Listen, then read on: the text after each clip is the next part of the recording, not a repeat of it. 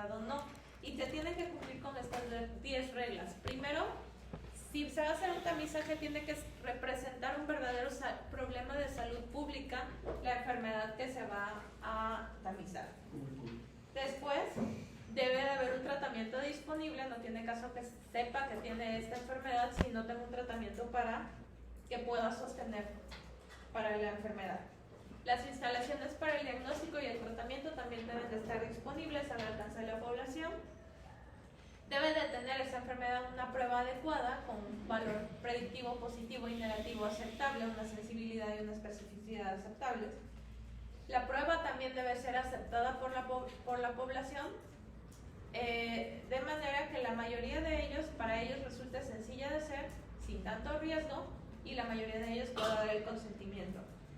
Luego, tenemos que conocer muy bien la historia natural de la condición que se está probando. Se debe hacer un acuerdo político acerca de a quién decido tratar y a quién no debo de tratar como paciente. El costo de la detección, diagnóstico y tratamiento debe de ser a favor en el gobierno y equilibrarse con el de gasto en la atención médica, y la detección debe de hacerse de forma continua. Es decir, me tiene que salir más barato invertir en detectar esos casos a tiempo que lo que me saldría detectarlos de manera tardía y el costo de atención a esos pacientes. Entonces también tiene que ver con... No, perdón la ignorancia, ¿a qué se refiere con acuerdo en la política? No, perdón. Es que todo... ¿Una norma? ¿O cómo? Sí, de hecho tiene que haber un gasto de salud pública destinado para estos programas. Por eso también hay normas oficiales, en el caso de México, normas oficiales mexicanas para la detección y tratamiento oportunos de y los diferentes tipos de cáncer. Porque finalmente si los vas, o sea, no puedes decir voy a detectar oportunamente cáncer de mama si no voy a disponer de clínicas, no voy a disponer de tratamiento para el paciente. Entonces, ¿cuál es el problema de hacer tamizaje a diestra y siniestra? Básicamente es sobre tratamiento y sobre diagnóstico, y con esto me refiero a que hay patologías que se pueden quedar en condición de benigna, que nunca van a progresar y que a lo mejor nunca me iban a dar síntomas, y que por los programas o las pruebas lo estoy detectando y entonces pienso en darle un tratamiento. Entonces, a lo mejor no pasa con las pruebas que ya están estandarizadas, pero sí les comentaba a sus compañeros. Si sabemos que las mutaciones en genes supresores, reparadores o en los oncogenes pueden producir cáncer, y tengo disponibles estudios genéticos que prometen estudiarme todo por ahí de 30,000, 40,000 pesos, ¿por qué no se hace a la gente a todos? O sea, ¿por qué no hacerse todos una prueba para ver si están mutado BRCA1, BRCA2, P53, P53? Mucho tiempo, muy caro. ¿Está muy caro? Primero, costo-beneficio. Pero que no deben. Segundo, el impacto psicológico que puede tener en la población. Psicológico. Va a haber muchísima gente con eso. Entonces, y otra vez, el que tengas la mutación no quiere decir que vas a tener la enfermedad, porque son de penetrancia reducida. Tiene que haber un fenómeno que lo haga, que haga un segundo hit otra vez, que haga que finalmente se manifieste la enfermedad.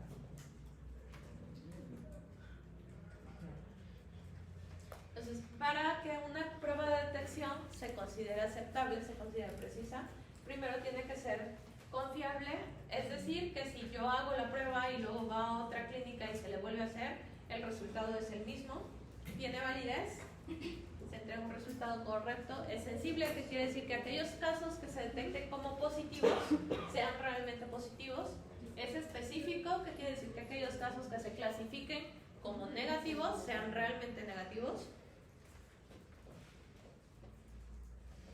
y además tienen un valor predictivo positivo y predictivo negativo aceptable. Entonces, el valor predictivo positivo va a ser la probabilidad de que una persona que tenga una prueba positiva realmente tenga cáncer, y el valor predictivo negativo va a ser la posibilidad de que tenga una persona con prueba negativa no tenga cáncer.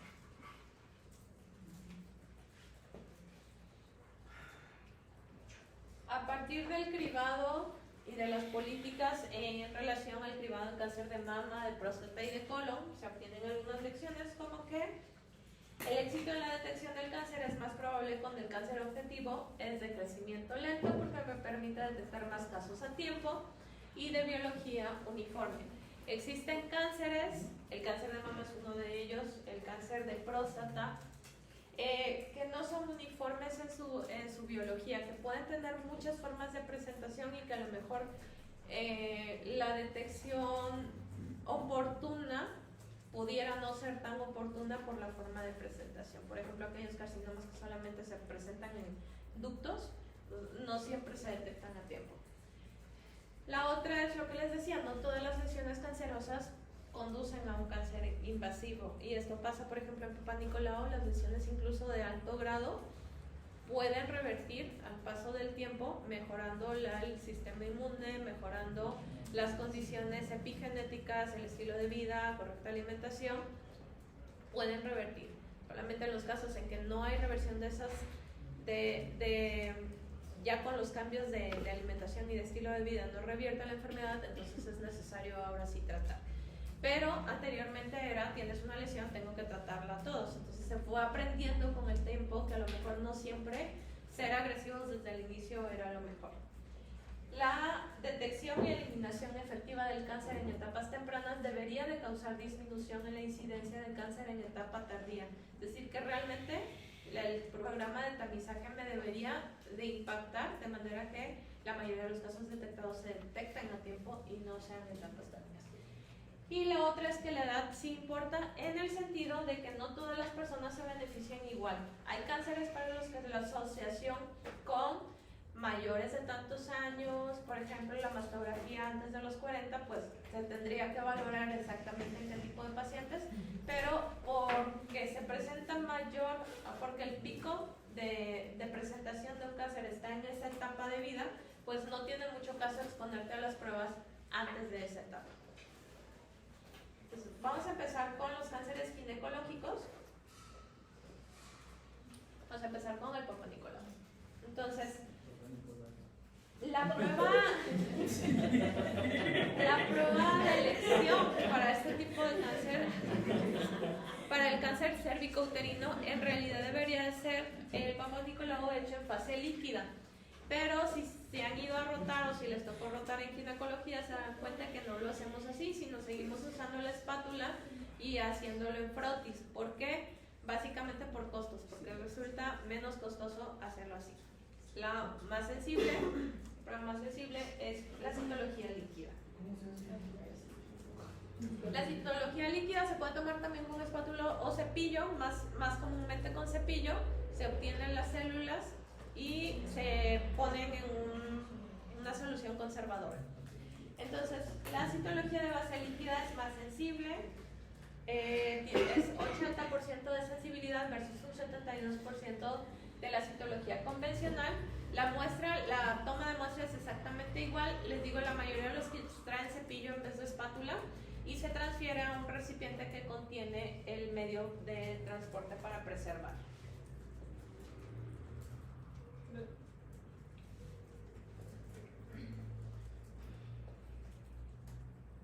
¿A qué edad inicio a hacerme Papá Nicolau? Depende, pero como es un cáncer que está muy asociado a la infección por VPH, entonces por lo menos en los primeros 3 años después de la primera relación sexual o a los 21 años, lo que ocurra primero. En realidad la infección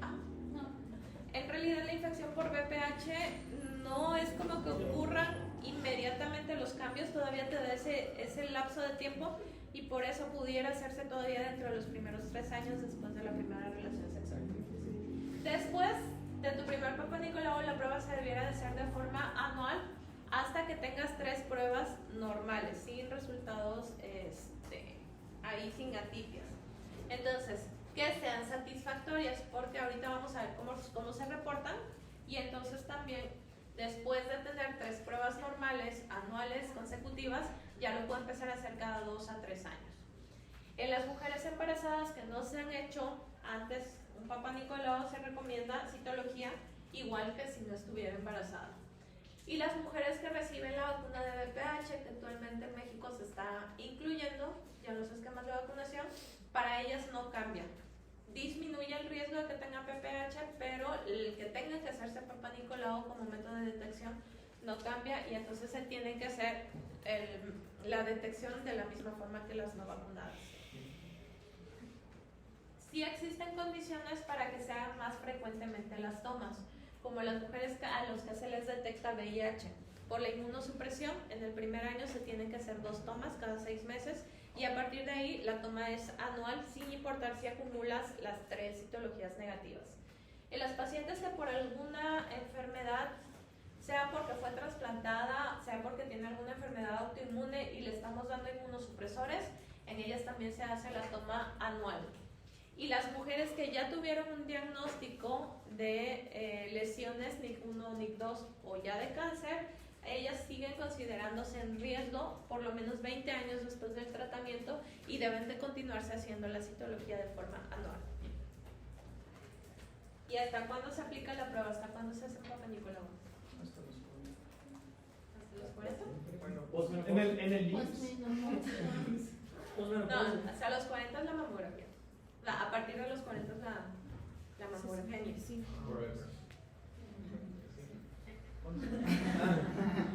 Muy bien, entonces existen, las evidencias son entre los 65 y los 70 años, siempre y cuando en los últimos 10 años sí te hayas realizado las citologías y hayan estado las 3 seriadas negativas, o en el caso de Estados Unidos, ASCO recomienda un poco diferente la prueba, pero básicamente que no tengas factores de riesgo para cáncer cervicouterino hasta esa edad, puedes dejar de hacerlo.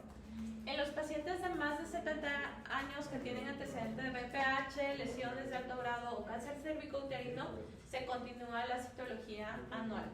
Y en las mujeres que por alguna razón se tuvieron que histerectomizar, sea por miomatosis, sea por hemorragia obstétrica, pero que el motivo por el que les quitaron el útero no tenía nada que ver con cáncer cervicouterino ni con infección por VPH, ellas ya sí desde la histerectomía se puede dejar de hacer.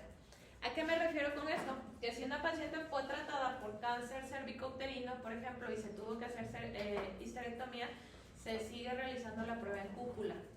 Entonces, no porque ya no tenga el útero, se va a dejar de hacer la prueba porque todavía se considera en riesgo. Entonces, se tiene que seguir realizando. ¿Cómo nos reportan el Papa Nicolau? Nos reportan varias cuadritos para quien no ha visto el sistema de reporte, pero el primero que importa es la calidad de la muestra. ¿A qué me refiero con esto? El patólogo lo va a ver y va a decidir si la muestra es adecuada, es decir, que las células que enviamos realmente correspondan a cuello de útero, porque es bien común que pongan a hacer Papa Nicolau al pasante o a la enfermera que está rotando, que era la primera vez que estaba ahí, o al estudiante que fue a la brigada, y que en vez de tomar muestra de cuello uterino, tome muestra de paredes vaginales. Entonces deben de tener cuidado con eso. Eso lo ve el patólogo, y si la muestra no es adecuada, si no tiene por lo menos un 25% de células que sí correspondan a cuello de útero, se va a poner como inadecuada. La muestra limitada será, hay un 50% de células que realmente son de la zona que me deberías dar. Luego, entonces primero tenemos la toma de muestra, cómo estuvo según lo que el patólogo está viendo en microscopía. Luego tenemos las pruebas que nos reportan como negativas a lesiones, y ahí entre esos hallazgos nos pueden reportar algunos organismos, algunos cambios celulares reactivos por inflamación. Luego, dentro de lo que ya es atipia, nos pueden reportar atipia de células de epitelio o atipia de células glandulares. El hallazgo más frecuente es el ASCUS, por sus siglas en inglés, que es, hay atipia de epitelio, pero no estoy seguro si es alto o bajo grado. No sé qué significa, pueden haberse infecciones, y entonces ahí lo que se debe de hacer es enviar a bueno, ahorita vamos a ver qué se hace para cada uno de ellos. Luego también tenemos las atipias, ahora sí, las lesiones de alto y bajo grado epiteliales. Y para las glandulares nos los pueden reportar como asgus, que es lo mismo, hay una lesión, no sé de dónde, no sé qué significa, pero está atípico.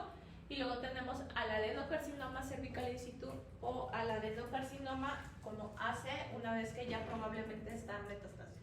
Hay metástasis.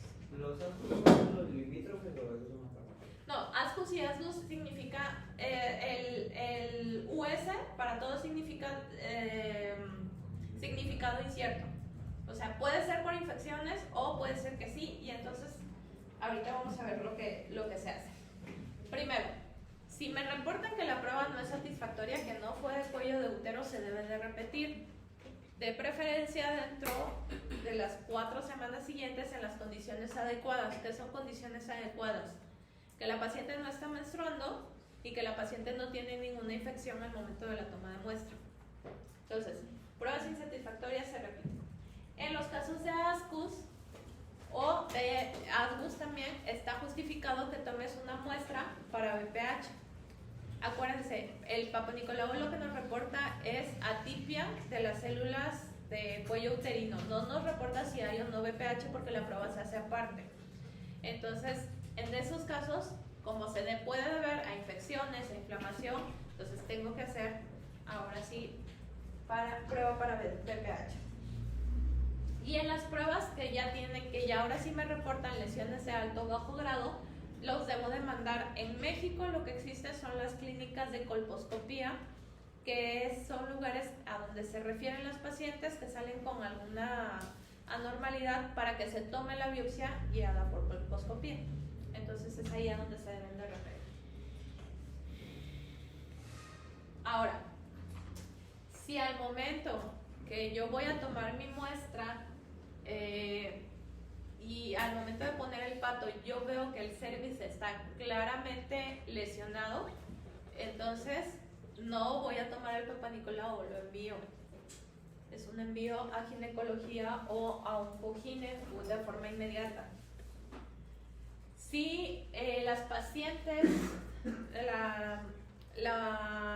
ya le tomé el Papa Nicolau y me reportan atipias, ascus o asgus, o también lesiones de alto y bajo grado, entonces los envío a clínica de colposcopía para la toma de biopsia.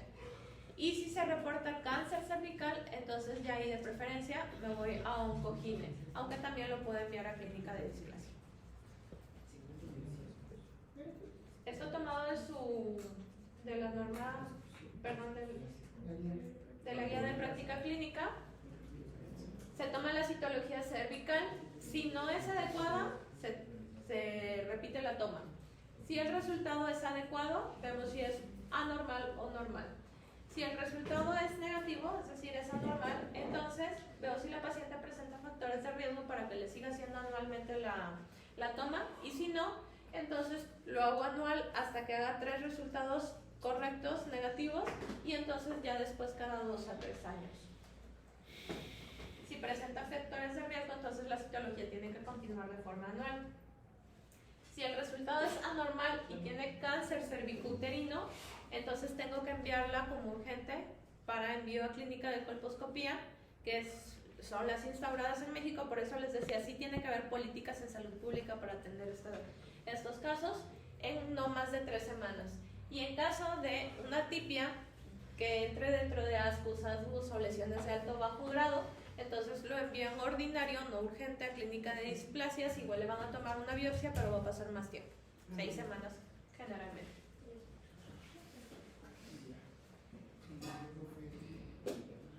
En Estados Unidos cambia un poco porque allá optan por preferir la prueba combinada, o sea, es tomar tanto el PAP como prueba para BPH a partir de los 30 años. Entonces, ellos recomiendan que mujeres menores de 21 años no se haga screening.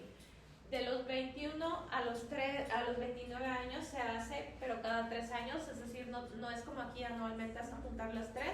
Y de los 30 a los 65 lo que se hace es tomar en conjunto, toma PAP más prueba de BPH. Cada 5 años lo puedes hacer. O puedes tomar solo el PAP cada 3. Y en mayores de 65 años, y mis últimas tomas, si CEPAP y BPH juntas salieron negativas, entonces puedo descontinuar.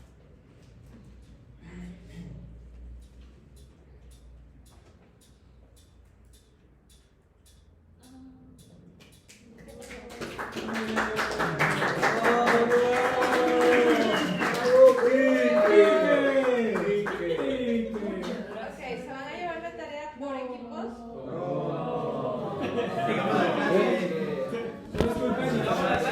¿Lo quieren hacer en clase? ¿Ahorita? Ahorita va a venir su esposo. ¿Están en fondos? Pero ahorita va a Los venir. mismos equipos de la campaña. ¿A dónde se envía? Al correo. No tiren ese Sánchez. Pero ahorita va a venir su esposo. Ah. De ahorita va a venir su. Pero, ¿Cuál es la fecha? Bueno, algo así me dijo. El viernes. nada más escogemos un El viernes antes de la puesta del sol, por favor. Ah. No,